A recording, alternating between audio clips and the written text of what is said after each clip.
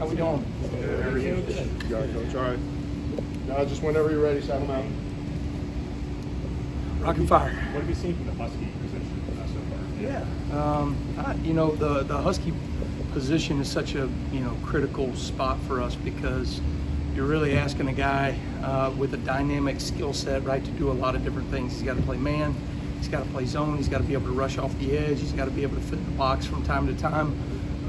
And so there's a lot of things at play there, but I've been really pleased, with a number of those guys so far. I think Devontae Smith has done a really good job. Red Morgan has really impressed me. I think Red, it's always fun to watch freshmen from where they were in the spring to where they're headed, and that jump that they make in through the summertime. I think he's probably made a huge jump in that regard.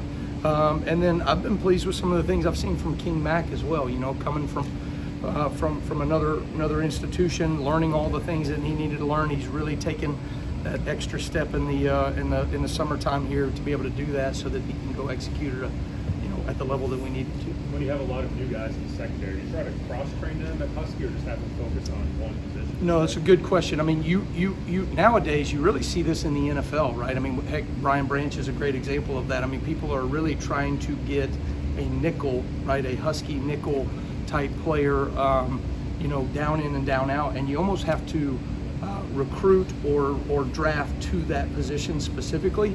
But I think, same way in the NFL, probably even more so than us, right? You always have to have the next best guy out of that room, right, that can step in anywhere. So if it's at the Husky position, if it's at the rover, safety, field, or boundary, whatever it may be, you've got to have crossover work out of that whole safety room.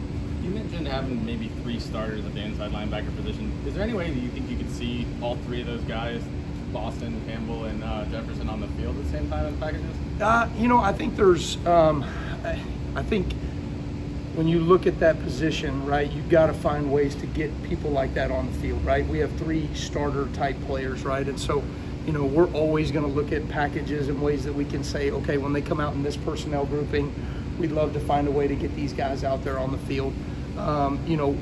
We are a 5 defensive back defense, right? And so for us, right, that's not going to change. That's who we are. That's what we're going to do. But at the same time, right, finding creative ways, maybe in some sub packages, to be able to get them out there would be great, and that'll be more of a game plan thing, week to week. What have you seen out of Quay Russo so far? I think Quay has taken such a leap from playing, out of high school. We played the inside linebacker position to now, playing the outside linebacker position in a new system this spring. I think he's made a huge jump in just the confidence level that he's playing with right now. And so when you look at him, I just think he's starting to produce and make a lot more plays because he has confidence in what he's doing. Physically, I mean, we use the term freak around here, right? But when you talk about him, I mean, that guy is truly freaky in terms of his strength and athleticism and speed. And so, he is starting to play with that confidence that we need out of that position. Talk about that summer jump that freshmen can have. Have you seen that from Xavier Brown from the spring to now? Well, Xavier was so impressive to me coming right off the jump. I mean, to walk out of high school early, right, as a mid-year enrollee, and then to be able to play the way that he has been playing from the springtime. What I've been most impressed with him is when he makes a mistake, he gets it corrected, and I can't think of a time where I saw him make the next mistake again, that same mistake, So it's been impressive, the level that he's been able to do with that. Again, I think, I think I'm maybe overusing the word confidence here, but that's really what it comes down to with all these guys, right? Having confidence in our system, having confidence in themselves as a younger player going through spring ball and realizing I can do this at a high level and I can come play here, and I think that's what you're seeing from Xavier. We saw him do pretty much everything today. We had the club. Can he still do team drills and all that? Yeah, he's limited. He's on a bit of a pitch count stuff right now, but we expect him to be fully back and going in the next couple of days here. So, Coach, we all know about the transition from South Alabama here, and of course, when you take a defense coordinator job at Alabama, it's no secret. But since you've been here for months now, what stood out to you that you didn't expect? Is there maybe facility players, people, the fan? What really stood out that now that you're a few months in as a defensive coordinator? Well, I think I had never spent time in Tuscaloosa. I mean, other than coming in for a game, right, going to the stadium, and unfortunately getting my butt whooped and going home, right. So it'll be nice to be on the other sideline moving forward. But I think the town is beautiful. I didn't realize it, right, all the water that's around here, and you got the river and you got Lake Tuscaloosa. All that stuff is really nice. I think one of the things that I didn't expect and didn't realize is how giving Coach Saban and how good he's been to me. To have that relationship, to be able to draw things upon his experience, and it has really lessened the learning curve for me. And it was something that I didn't necessarily expect or anticipate, but I've been really appreciative of how open Coach Saban has been. How often are you guys talking? I would say that we've met multiple times in person, and we've talked on the phone a number of times. And so, he's when I call, he answers, which is really awesome. So very appreciative of that. Hey, Coach, can you express how defensive lineman Keion Kendrick has looked as he's bulked up to 6'5", 277 pounds? And what does that do for the defensive line, just that bulk and having that extra girth up front? Well, I mean, Keion has a very special skill set. He's very strong at the point of attack. He's very twitchy to be that big. We made that transition from him being an outside linebacker, which when you see his frame at this level and the next level, he most certainly, is going to be more of that rush defensive end. Now, we'll still drop those guys from time to time, right? We do different things with them. But at the same time, I think he's been really impressive with just being able to put his hand in the dirt, something that he hasn't really done much. And I think he's taken to that role, and he's learning a ton right now. But you see him taking some steps. I thought another guy that made great steps from the spring this summer. What do you see from the guy, Jon Piuman? He came in with Keion and with Quay. How is he helping us this week? Yeah, Jonze has really worked to change his body. I think that he's putting good mass on right now. We got to continue to get him to do those things. Athletically, he's very fluid, very smooth out of his hips. I think, he can transition and pass rush really well. He can turn the corner really well. I think at the point of attack, he is getting more and more physical. In fact, he made a really great set the edge of the defense today, and the ball bounced outside and he ripped off and made a play. Those are the things that I'm looking for him to take that next step from a physicality standpoint. Playing that outside linebacker position, sometimes you're really playing a defensive end position. I think he's taken some great steps in that regard. What has Chuck Morell brought to the staff? How's that rule change with the on-field staff helped a little bit? Yeah, Chuck Morell has been awesome.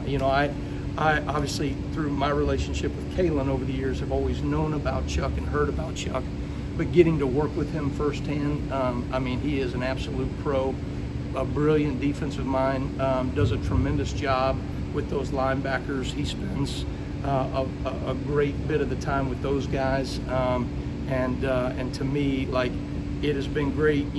For me, he's been with Kalen for the last 4 years, and so knowing what to expect, how we do things from a schedule standpoint, he's really kind of been my right hand when it comes to all those things. But very glad that he's on the field, very glad for that rule change, because that's allowed us to do some things where he's able to work with the linebackers, hands-on, and allows me to kind of be able to address some of the needs on a macro level with our defense.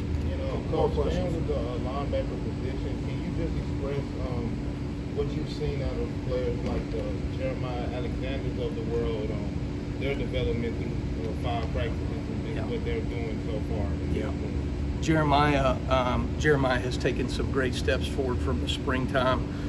Been pleased with, he really changed his body, lost about 13, 14 pounds. He looks good right now. He looks lean, and is starting to kind of understand and grasp what we're trying to do defensively. He can make checks and communication. So I think, here's a guy that was playing outside linebacker that's now moving to inside linebacker, and that takes a little bit of time to transition. But I think he's taking steps in the right direction. Coach, every coach we've had out here has been pretty optimistic, I would say. And I wonder if there are ever times out there that are frustrating, or not being specific, I don't mean that. Yes. The answer would be yes. There's always frustrations, right? There's always hardships. There's always, some of that, hard practice that you have to get through, even just getting through a practice for our players right now. You know, Dave Ballou, Jeff Allen, those guys do a phenomenal job. They're the best in the country at what they do, but they're, you know, getting into a practice and learning how to practice, you know, going through 28 periods, whatever it may be. Those are hard things to go through, right? So you got to push through some of that adversity. Schematically, our guys are learning things, right? This is a new defense, so, you know, they're having to work through those things as well. And, you know, don't get it twisted now. I mean, we had two very experienced corners that we just lost, two very experienced pass rushers. I mean, you know, I'm excited about some of the things I'm seeing from our guys, but when the lights come on and the ball gets spotted, you got to show up and produce. And so we're doing everything we can right now to put them in those adverse situations to see if they can respond. Doesn't mean that they're always going to do it right the first time, but can they show that they can respond to that adversity is, to me, the indicator of whether we can trust them on the field or not.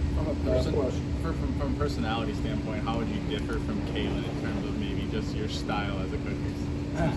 Yeah, that's a great question. I mean, from a coaching perspective, on the field, like yeah. You know, Keion, I think probably one of the greatest things about Coach DeBoer is that, you know, it's never too high, it's never too low. You know what I mean? In the midst of chaos or adversity, I've been in those moments. I've been in the foxhole with him, and I've seen how his calming presence, right, just really, you know, transcends to the rest of the football team, right? I would be a little bit more the yin to his yang. You know what I mean? If that from a you know, I'm a little bit more from an energy level standpoint. I'm a yeller out there at practice. I'm gonna demand on a different level, and I think you have to have a great combination. When you think about it from a head coaching perspective, you know, the way you want to build a staff, right, is you don't want all the same person. You don't want yes men. You want people that are complementary to who you are as a head coach, but they also can lean into your vision, and they can accomplish your vision through their personality. And I think that's something that, you know, has come very natural for Keion and I. Thank you, Coach. All right, thanks guys. Hold tight.